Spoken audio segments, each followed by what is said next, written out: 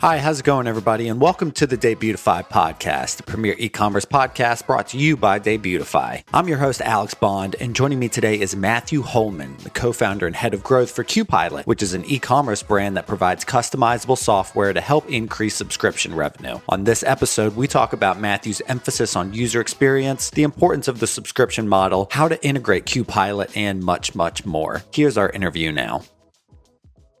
Matthew, welcome to the show. Great. Thanks, Alex.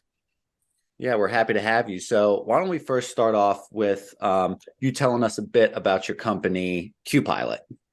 Yeah, absolutely. So QPilot, we're a subscription platform for e-commerce brands. That's typically a mouthful. So you can think of us in the simplest sense as we're that widget that you put on your site where customers choose the subscribe and save option. But that's kind of like the tip of the iceberg. There's a whole lot that goes into an amazing subscription program, from logistics and you name it, customer experience. We really like to say that we're the subscription platform that lets subscriptions change. So the way that you need them to change, the way that customers need them to change over time. And we've been around for about 4 or 5 years on WooCommerce and are just now launching on Shopify and then Salesforce later this year. Oh, that's great. So I also wanted to kind of get into your background a little bit before we talk about QPilot. I think that'll kind of inform this conversation. Prior to entering the e-commerce space, you actually worked as a graphic designer. What are some of those important skills that you learned as a graphic designer, and how does that experience translate to running QPilot? Absolutely. I mean, really, great graphic design. I worked in did a lot of signage work, and then also in printing. And so what's interesting about that is, the funny thing was, we'd get signage requests, say for a parking lot sign, and somebody has this huge message and they want 50 words of all why you can't park here and all this stuff. And the sign's supposed to be a 12 by 18. Which is not that big. And so there was often a disconnect between what people thought they could fit on a sign or fit on a form. And so I think great design is about tying people back to the outcome they want instead of just trying to say or talking at people.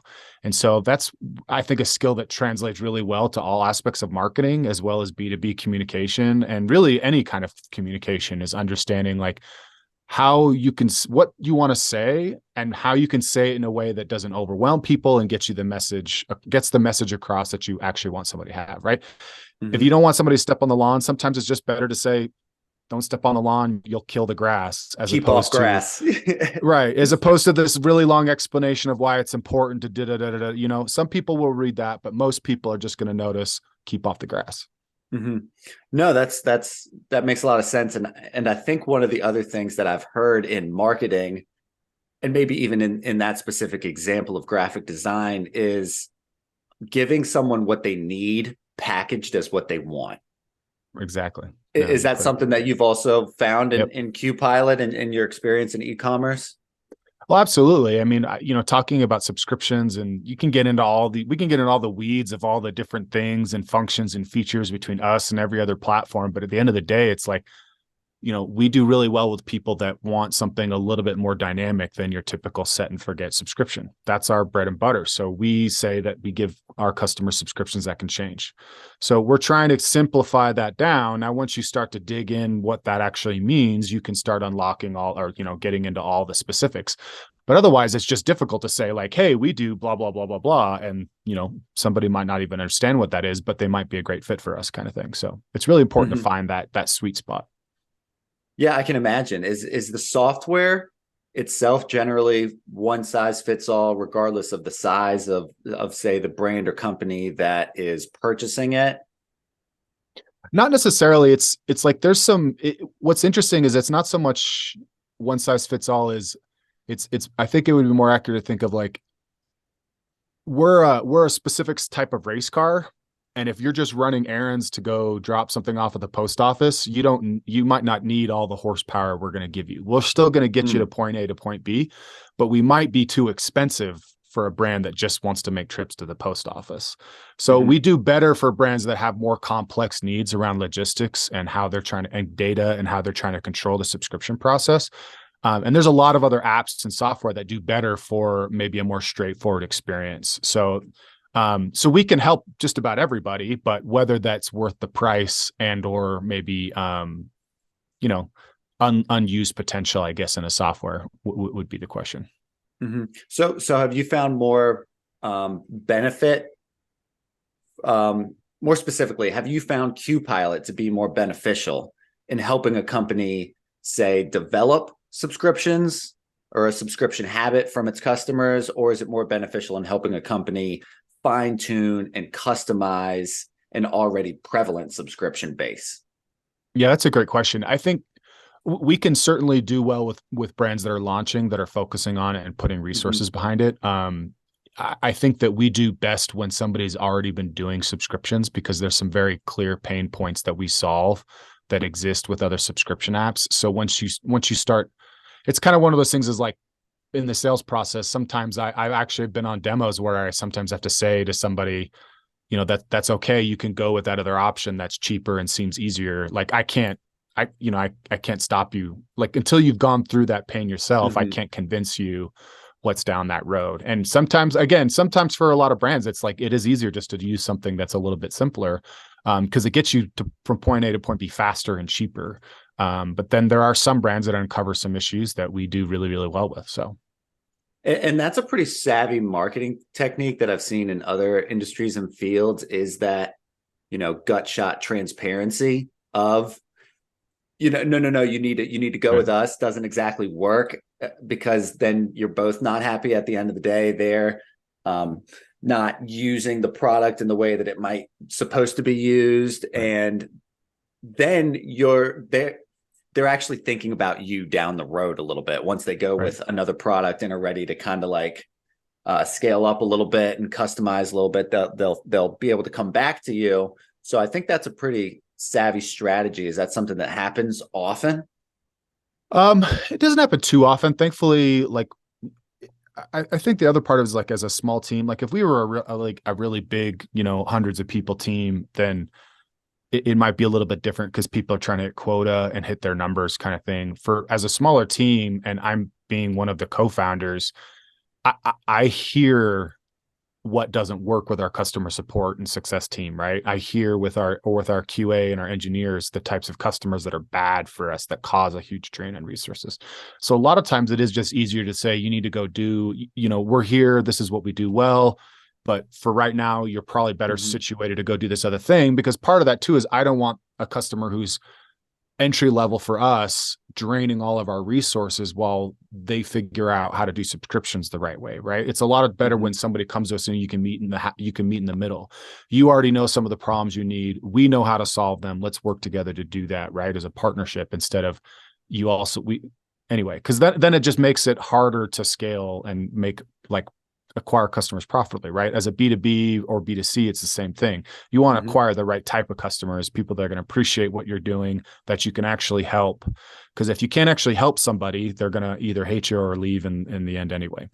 Mm-hmm. Everyone ends up unhappy. So does Right. the client experience require a certain predisposition to, say, tech savviness in terms of a company integrating the software into their website via widgets, or is that something that might require like a QPilot agent's help?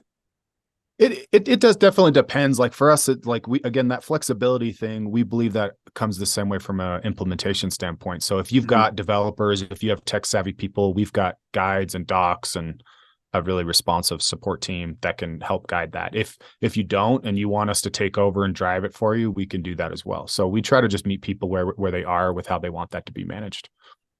Oh, that's nice. So Yeah. speaking on that user experience, coupled with your background in design, how important was user experience in designing the software? It's really important. Like we unlock a few different designs for brands. Like there's preset templates that we have available. I think the biggest Oh, cool. way it's engaged with is on the my account page, right? Where somebody's going in to see their subscription order. And so depending on the uses, because we also have some B2B customers that want things to look a little bit more professional and buttoned up, as opposed to maybe something that looks like a more open and free design. So there's the ability to customize templates. So yeah, we definitely feel like brands should have the control they want to offer the experience they want from a design standpoint. And what are some of those more specific customizable features?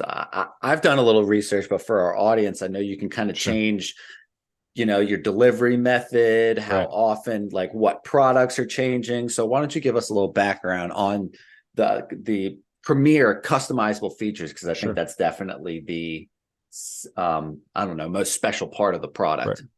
Yeah, I think it's just important to keep in mind that for most subscription customers, they're not going to make changes, right? Like overall, Mm-hmm. your average subscription customer from month to month is going to get the product they want when they want it. The issue is as soon as somebody has a change to make, if you can't make it really simple and straightforward, they're going to be frustrated and or cancel. Right. So Yeah. we're talking about and making it very simple to see that you can click here to change your delivery date. You can click here to change the how frequently you're getting it. If you want to pause, if there is a cancel because they don't like something, upsell options when you want to add other products, right? The ability to just see everything very clearly where you can manage shipping addresses or payments. And then there's also additional design elements from a brand perspective, right? If there's additional logos or coloring or copy or messaging that you want to include on that order, making that really simple is something that we try to do as well. Mm-hmm.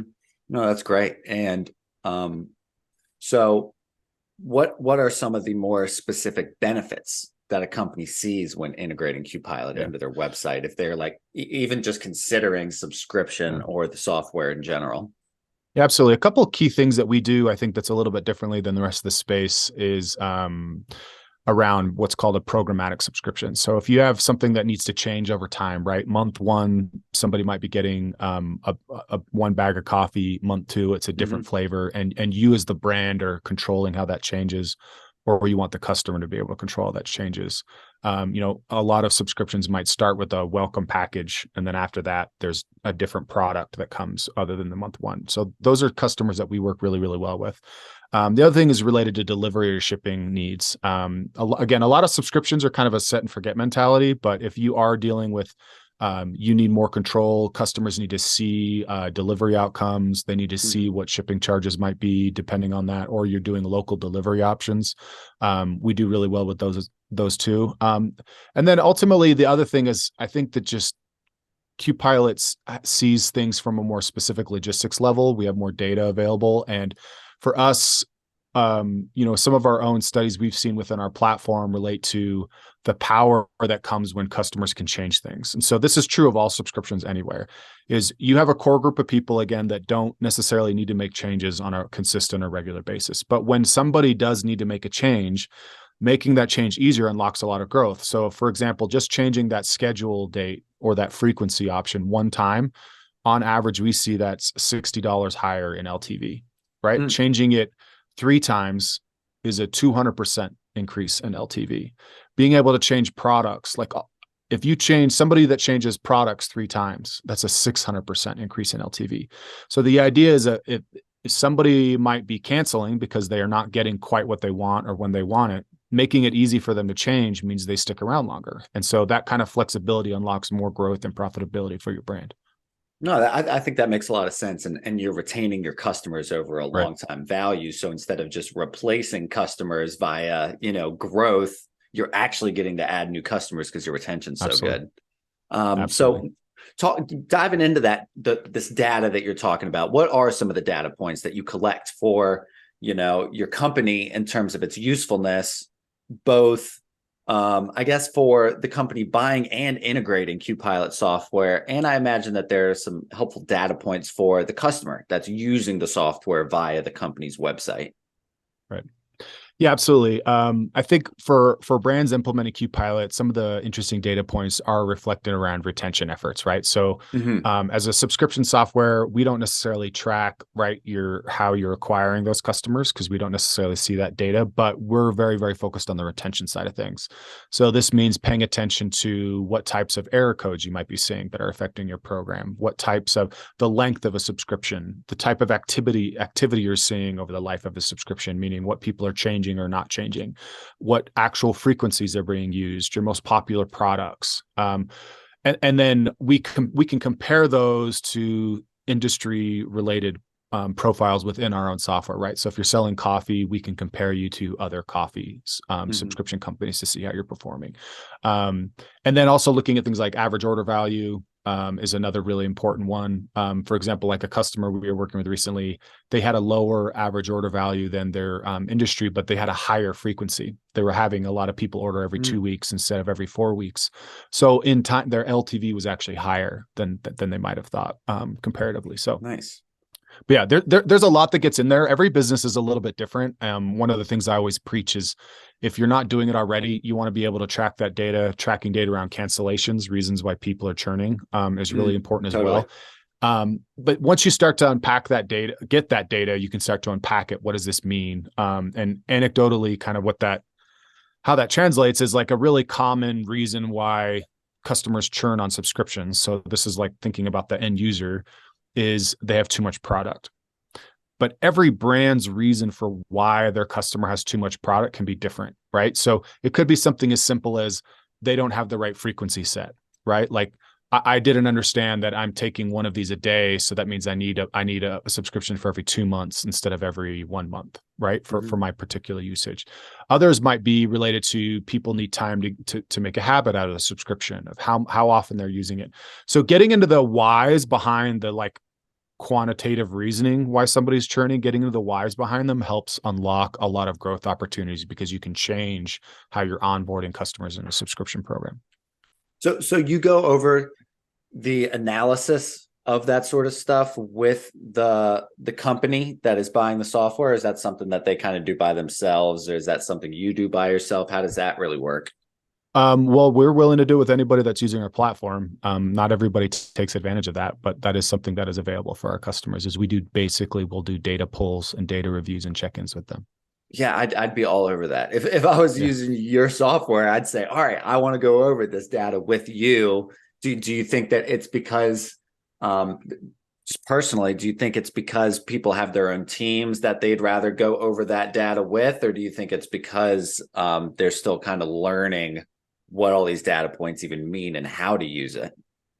I think part of it is certainly a focus element, right? Running an e-com brand, there's so many things you could be worried about. Once you have subscriptions and they're running okay, like you go back to worrying about sourcing or acquisition or other things.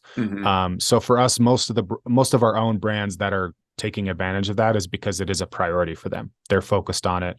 And part of that might be messaging on our side. We've let people know this happens and this is available, but maybe I'm not telling everybody on our platform enough that they could be doing it this way. Certainly something I could be looking at. But yeah, it really comes down to if you're focused on this is how we can help and help unlock stuff. Because we have a great data side of our team and our customer success team. And then I bring in a lot of growth practices from my own research and onto our platform, but other brands related to subscription best practices. So that's part of your job title is head of growth. So more specifically, you're trying to grow the QPilot brand from a marketing perspective, as well as growing revenue. Yeah. So part of our pricing model is usage, kind of like an email platform. So basically, the more subscriptions you have, the more money that you make and the more money we make. So we're incentivized to grow your program. So for me, that really just comes down to education, trying to train people, help people figure out how to unlock that, understanding testing, how they should be approaching it, that kind of thing. So that we have a big content arm called Subscription Prescription that I do a lot of, like a weekly newsletter. We do a ton of engagement in that way, and it helps both our existing customers, but also helps us acquire, leads for potential users of our software in the future. No, that's great. Do you feel that it's more complicated having a product like software that is continuously evolving and being developed and tweaked and updated, as opposed to a more material product like you've mentioned coffee, like something that's kind of more, I don't know, tangible like that doesn't really change that much over time? It certainly is a little more complex. I would say that what makes the biggest difference is the buying cycle, right? So, coffee, I think people are more quick to buy or try coffee than they are, say, a software that they're going to subscribe to and they have to implement. So that does end up changing how people consider it. And even within an e-commerce brand, like I mentioned, there's lots of different focuses, right? So if like you're using another subscription app and things are going okay, maybe you're not worried about it. It's when maybe there's some external pressure, or you feel like, as a brand, you want to prioritize your revenue there. Then you start maybe looking to see if there's other options out there. And that process is going to take a lot longer to consider and evaluate other softwares than it would, say, buying coffee or trying a new CBD product or something like that. And it's definitely more long term. Yep. The coffee, it's like I could always buy more down the road, and Right. it's I don't know, a little more. It's not as costly, Right. Compared to software, which requires like some research. And that's why content and relationship part is so important, right? Like, I had a conversation with somebody early last year that came back to us after, like I mentioned, they wanted to go with the cheaper option because it seemed better. And I was like, okay, here you go.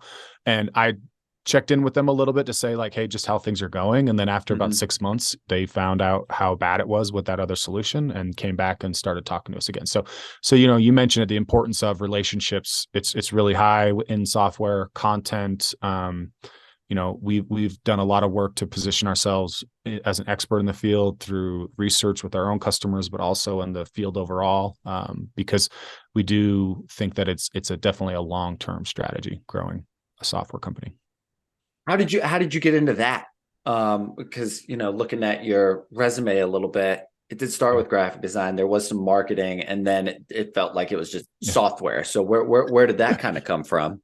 Yeah, I was working before QPilot. Kind of my first real big marketing gig was running content and marketing for a e-commerce logistics company called eHub. And so being able to write content around shipping is about as dry as it gets. Maybe payments might be a little bit worse from a dryness standpoint. But I was doing that for a while, and also doing some other marketing kind of consulting, and then kind of got the bug of wanting to be my own boss, wanted to be the one in control of my own fate. And so, somebody introduced me to David, the founder of QPilot, and he was looking for a partner to take over growth and marketing. And again, QPilot does a lot from a logistics standpoint. So it actually was a pretty good fit with understanding why logistics is important in e-commerce and how it can affect a business, it's kind of a good segue. But what's interesting is like my first year at QPilot, we did a lot of like, I would call it the marketing checklist of trying to go through doing ads and doing all the different ways you can try to sell stuff. And it wasn't actually really a great alignment with what I'm good at, which is community and content. And so after about a year of kind of like feeling like we were all over the place, my second year with the company was a lot more focused in on my strengths and what we believe are the strengths of the platform. Right. So, so it's been about 12, 13 months of kind of taking that approach, and it's gone pretty well. No, that's great. I mean, that kind of feels like the two general strategies is it's like, let me tell you how good our product is. And it seems to me, Matthew, that your style is more like, let me show you how good it is. And then I can explain to you why it's so good in terms of like, I don't know, the content mixed with the education. I just feel like audiences nowadays or potential customers nowadays are automatically more educated, but they're also more skeptical because it's such a competitive market and everything that you can show me. I don't know that they need to be shown how good it is and then explained why it's so good, because everyone's just hit with so many spam emails and over promises and under delivering that it's kind of nice when you could do the other way around and under promise, over deliver. Absolutely. And I think for us too, we found out for us, our ideal customer, aside from, maybe needing subscriptions, is somebody who's focusing on subscriptions. Because if we know their team is focused, we can give them all these extra resources and commitment, and that means they'll grow, which is better for both of us, right? So a lot of times too, when I'm doing consult calls or just meeting brands and talking to them, I'm not trying to sell them on the software initially. I'm trying to understand what they're doing and what's working, what's not. I try to help them, right? That creates a relationship. I'm offering value. And in some instances, the problem that they're solving is something QPilot does better than anybody else, right? So I can then say comfortably, well, if you are interested in switching, like you should look at this and this and this because of the pain points that you've outlined to me. Otherwise, it's like, hey, you should try this. Switching off software is really, really painful. So it's like that should be a last resort for some big problems. Otherwise, you should try to work with what you got to see if you can unlock what your brand really needs. Mm-hmm. But following the education trail, what are some of the misconceptions that people do have about software development that you'd like to acknowledge or possibly dispel? Yeah, I mean, I think part of the problem does come down to messaging is brands not doing a good job of differentiating how they're different or why they're different or the value that they offer. If you're a time management software, it's telling everybody you're going to save time. People are seeing that kind of ad or messaging from every other time management software out there. So I think that can be a problem with brands as you're trying to find the right positioning. The idea that you want to, I think a mistake that we've made early on at QPilot, but I think that we're great about now is not trying to sell to everybody because we're not a great fit for everybody. And again, coming back to that small team thing, like I can't afford to onboard a big customer that's not a good fit for us. Like that could kill our company. So we want to find people that are looking for what we do well and that we know that we can help. So it does kind of change the mentality a little bit. But I mean, for a lot of software companies, when you start to raise and you're taking on outside capital, it creates a lot of additional pressure to hit goals and metrics. And that's when I think mistakes can sometimes happen because you're trying to go faster than maybe your brand or your product are ready for. Mm-hmm. And that's what I appreciated about your messaging when I went to the QPilot website is it felt very, it wasn't over explaining anything. It was like, we do subscriptions, they're customizable, give us a call. And I kind of appreciate that where it's not like, I'm getting bombarded with charts and graphs and, your 10-point process as to why it works a little bit. It just felt a bit more like I wasn't being sold to. And that is what impresses me about companies more nowadays. It's like, we know what we do. We know what we're good at what we do. So if you're interested, give us a call because what I'm kind of hearing you say, Matt, is that you're not really chasing down people to use your company. If anything, it might even be the opposite right now, where you have to see if it's a good fit before, selling your product to them. Is that accurate? Absolutely. Like that's one of the reasons why I'm excited about Salesforce. Shopify is a huge market and we're premiering in there. And I think we're going to have a lot of success there. But, Salesforce, we found some customers that have it's almost like if you lined up their pain points, it lines up with our strengths. And those types of things are pretty rare in the software world where it's like everything they need is something that we either do or that we could do very easily with just a little bit of development. And so that's what gets exciting is because now it's like, oh, I'll have a customer that I can explain to people what we do really well instead of in vague terms of why this is important or not. I can explain it through a story. This brand uses us like this, boom, boom, boom, boom, boom. And so, yeah, I think it's ultimately it's the best way to grow a company. But that's been our journey and that's how we've been doing it. And we're making it work for us. Mm-hmm. And to anyone who does want that sort of education is the case studies on your website are pretty good too. I found those are fun. They're very specific and enlightening. So, before we wrap up, I always like to ask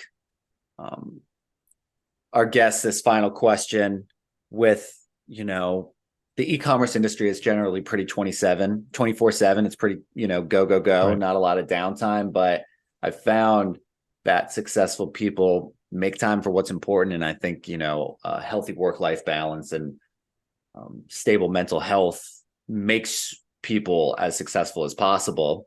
So with that said, what do you do with your free time to promote a healthy work-life balance, Matthew? Yeah, well, I'm training for a triathlon. Nice. So that's one thing. Trying to exercise consistently. I definitely try to not work late in the evening so I can spend time with my kids and my wife. Is certainly a priority for me. I do, on the flip side, though, find time on the weekends to knock out a quick project or reply to a few things. So I think time boxing for that's important. But yeah, I definitely exercise and engagement. I actually bought a PS5 last summer as a means of disconnecting my brain from marketing stuff At least you got one. and just being present. Well, it was funny. My cousin had an extra one. He like buys them up when they come out so he can just help out a friend or family when.